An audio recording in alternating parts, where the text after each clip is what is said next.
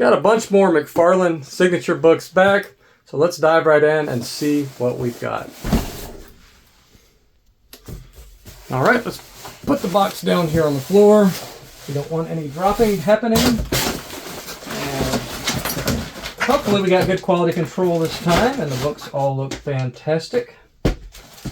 That's been my main concern lately with CGC. If you've been following the channel, you know the issues that have been happening. Okay, let's go in no particular order here. All right. I don't believe any of these are my book. Amazing Spider-Man 316 with a beautiful Todd McFarlane signature right there. This is a newsstand edition. I believe we far exceeded our expected grade on this one. I believe 8.5, 9.0 was what I was expecting to get. So that is a very, very good start.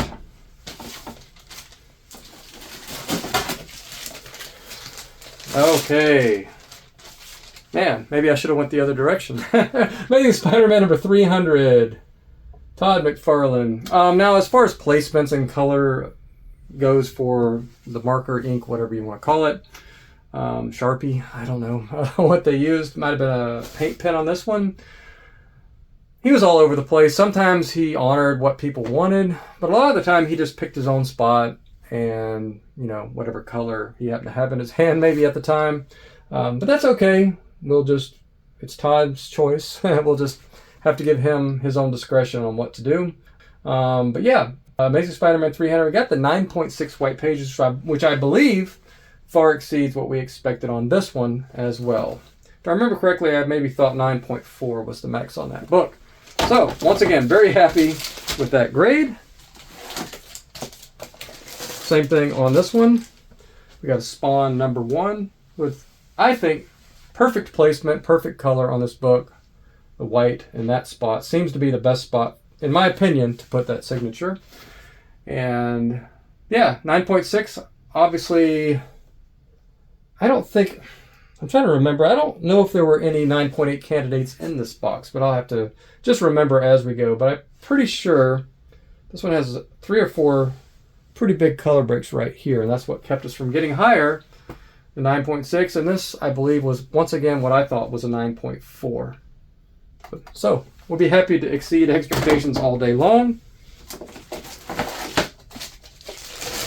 All right, we did get a 9.8. We got a custom label on this one. This is the Spawn Batman. I think it's a one-shot. So, yeah, I'm not a big fan of that placement, but you know what? It's fine. I don't like to put signatures over top of artwork, characters, that type of thing, especially not characters. But once again, Todd's discretion. We'll just have to roll with it, right? I don't think the owner is unhappy about it. He's already seen these books, so he didn't mention being unhappy about it. So I actually really like this cover. Crossover book. Yeah. But 9.8 is just fantastic. Now this one was, I believe, a huge surprise to get the Amazing Spider-Man 179 and 9.8. See some scuffing right there on the case. I think I can fix that with some poly watch though. Some over here as well. It's just a big pain in the butt. I shouldn't have to do that. But I think when these books are shipped, they kind of move around against each other. So I think that's all that is just the plastic, poly bag, whatever is rubbing against the case during shipment. But yeah, this has a fair amount of wear right there on the bottom of the spine and on this corner as well. So I didn't expect to get 9.8 on this one. A little bit shocked, but okay. They are the experts. Spider-Man number 1. Purple Webs. Polybagged edition. Yep, 9.8. I do think we expected to get 9.8 on this one, so no surprise there. And yeah, look pretty good together, right? Now this one also is the Purple Web edition that I got the 9.9, and frustratingly, they did not designate it again as polybagged. So I am not sending that back for reholder. There's no way I'm sending that back to get it. I'm going to call them and try to get it corrected. But there is no way I'm sending that book back to CGC again. It was a huge gamble to send it to them in the first place to get the signing and maintain the 9.9. I put a big note in there make sure this is designated polybagged edition, purple webs. Deaf ears. All right, we got the 9.8 silver edition. This is the price variant. There's also a no price variant. And yeah, beautiful book. Fully expected to get the 9.8 on that Spider-Man 1 as well. And just going right through the variants now. We've got the gold edition of Spider-Man 1. And all of these are getting white pages, which is not unexpected. And once again, I expected 9.8. And actually,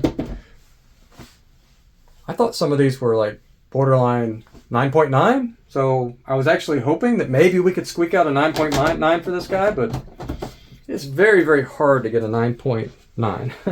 Very, very, very, very, very, very hard. I've sent 1 defect books. I've sent 2 defect books. I've sent 0.5 defect book. It was just a tiny little when I say 0.5, I'm talking about just the tiniest bindery thing going on. I wouldn't even call it a defect, you know, besides just this little bump on the bottom. Got 9.8 every time. Not every time. I mean, they do it on some books, like more square bound, moderns. You can get 9.9, but anything else, man, it's just virtually impossible. There's a negligible amount of 9.9s out there. Okay, Conan the Barbarian number 241, one of my favorite covers of all time. Definitely my favorite Conan cover. McFarlane, of course. And I think this one was an obvious 9.8 as well. So we'll be very happy to have this in 9.8. Okay.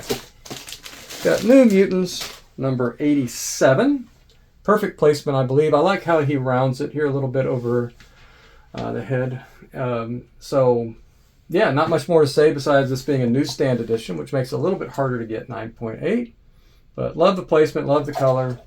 Very cool. Happy to get the 9.8 white pages. And last, but certainly not least, we have a Flaming Carrot Comics, number 27.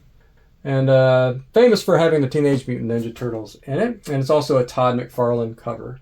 So it's rare to see. I don't know, is this the only case that Todd McFarlane drew the Turtles? I'm not sure. Somebody tell me in the comments. But yeah, to have McFarlane drawing the Turtles is pretty special, I think. So this is a really, really important comic and very popular comic. I don't know how rare it is. I don't know how, I didn't look the value up. All I know is it's a beautiful cover, and yeah, what else can you say about it? So yeah, overall happy with the submission. I didn't see any damage on the slabs as I was going through, which is good news. I don't see any kind of bend gate. The only thing we had was just tiny little scuffs on one of them. So it's not a perfect submission. There seems to always be something that I can find. This one I will accept because it's so minor. At least the labels appear to be right. The slabs appear to be, you know, intact and not nicked up in any way. There's no cracks. None of that stuff. The labels all appear to be in here nicely and not bunched up. You know, it doesn't look like the inner wells are forced into the slabs like they sometimes do. So yeah, we'll give them an A on that one, I guess. I would say B+ because there's something going on, but let's give them an A. Let's be more, let's grade on a curve. I want to just call it that. So thanks for watching. Stay nerdy. I'll see you in the next video.